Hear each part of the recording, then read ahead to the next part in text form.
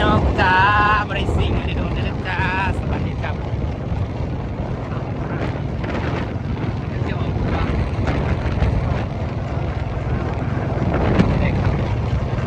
วันนี้เราจะสิงไปเก็บเห็ดโควากันเอาไว้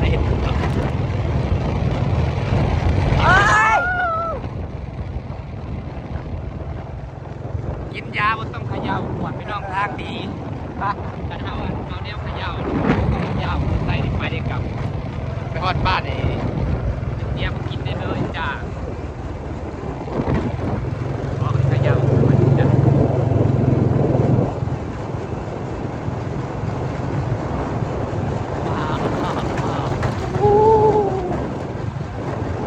มันจุดไฟ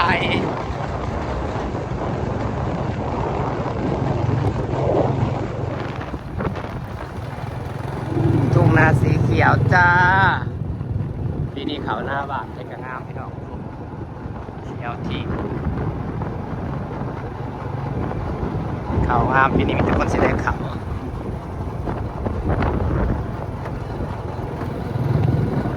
กันแดดแนวทางแห่งกับพ่อไปพี่น้องกันฝนตกมาแล้ว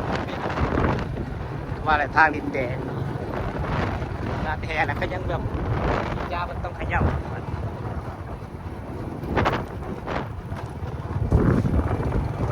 มาหนึ่งกูได้ทอบได้มากตั้งแต่ยังไป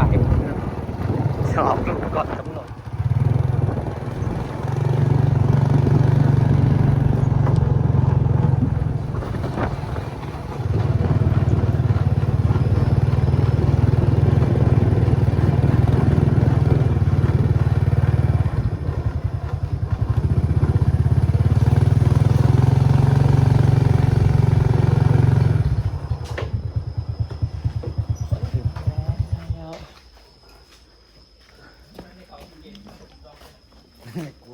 มันเปื้อนเฉยๆนางเตรียมพร้อมนะคะนางใส่บูทมานะคะเตรียมพร้อมเรียบร้อยทางวันแห่งก็ต้องว่าคอยแจกเท้าอยู่ไหน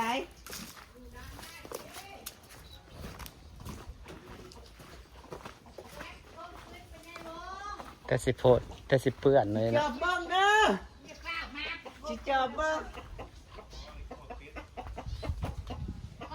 อันนี้พอสิจับเป็ดสอกกินบ่เบยพายบังคอกเป็ดแต่สิตาเป็ดสู่กินบ่ป้าหมักตาลหล่นแท้หล่นว่ะ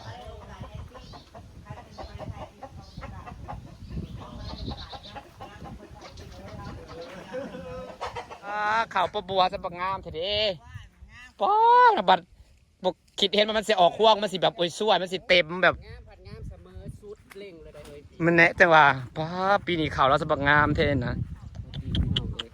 ป้ากอหนึ่งนะปานกอปานกอหัวสีไข่ปานหน้าดำนะเขาอันนี้มันแตกกออยู่แล้วบ้านเชียงห่างบ่เหมือนตึกจูก็ตะกี้ห่างๆได้บาดมันออกควงแห่งสิบสะอ่อนเลยเขาเป็นใบได้มันมีจะล้ำแล้วนี่นะบาดมันออกควงอ่ะสิสะอ่อนถ้าเบิ่งเด้อสิแบบมีเต้าห่วงแบบโอ้ตั้งว่านได้อีลีข่าวพี่นี่นะคักอีลีใช่ในขนาดมันบ่งามแล้วก็ยังได้เจ็บปากก็นะมันงามกับบริงามซ้ำนี่เลยแม่นว่าบาดมันออกควงนี่สิคักถ้าเบิ่งเด้อป้าข่าวแล้วกอห้าวกระตาป้าบัวสับเสด็จข่าวเด้อดีใจนำดีใจน้ำเพิ่นเสด็จข่าวคือแห้งบ่ได้บัวปลาซิวบ่มีปลาย่างบ่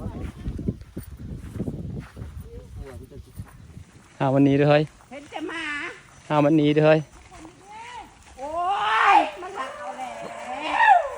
โอ้ยมาลักเก็บเห็ดปะนะบ่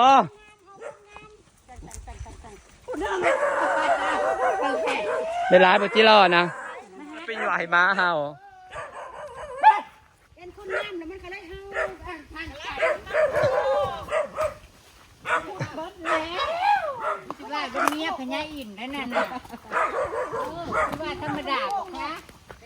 ปลามากระบก เมียพญาอินทร์ หนักกระบอกกันนะ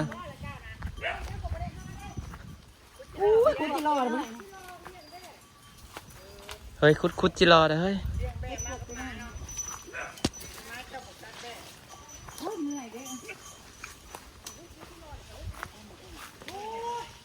วัดขาดินนะคือมาหาตรวจวัดดินตรวจเบื้องนี่ก้มกอบบ่เด้อมาตรวจวัดดินบ่เฮ้ยวัดขาดินบ่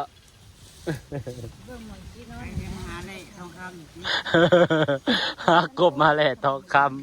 ำทั่วเบิ่งคักเบิ่งแน่ลีเลยสะออนมันแปลนี่หาหลอกแพงได้ปลาหาหลอกบ่เด้อ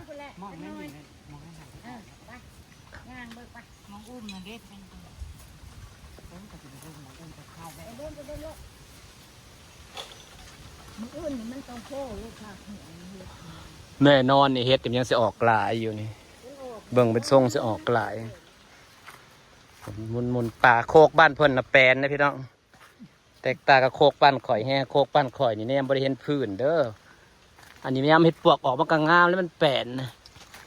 ถ่ายคลิปก็สิเห็นคักเพิ่นก็สิหอมเฮ็ดวะ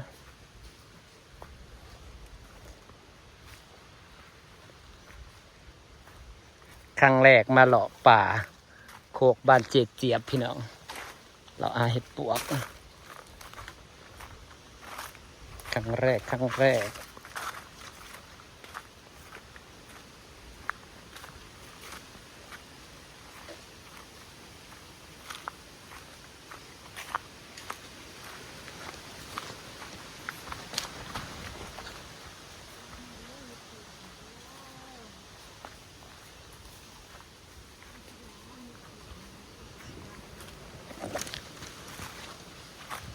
แม่กระเพาะหาแล้วแม่ไปกระเพาะเลยซ้ำนี่ป่าเห็ดนะหากเราก็ได้อยู่บนปีเราไปหายังก็ได้เราไปหาไอ้เห็ดอีกจังหน่อยเห็ดอะไรนะมองก็ออกเลยดินมันเป็นดินเชื่อเฮ้ยดินบางดินมันเป็นดำแต่พอข่าวเราจะงามด้วยเนาะเป็นดินดำแบบ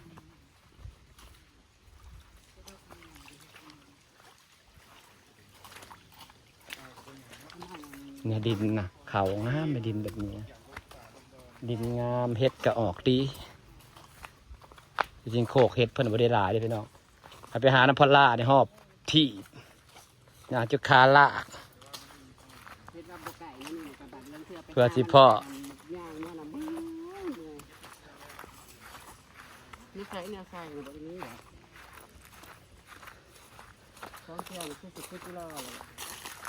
แม่นเป็นเฮ็ดสุดใหม่เลยเฮ็ดสุดฝนตก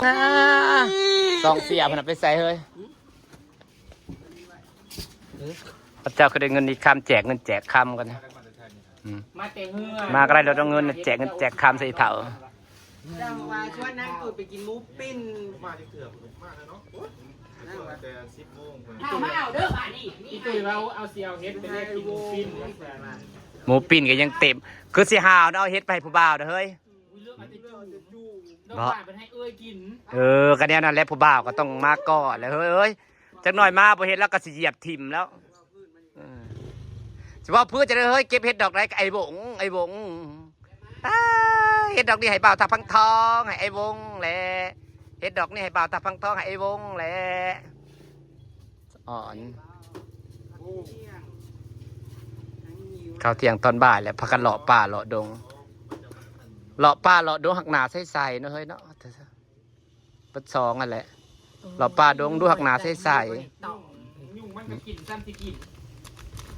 บ่เห็นว่าไทยกินก็ได้กินข้าวกูหากินจับกินแจ๊บนั่นนี่ก็บ่อ้วน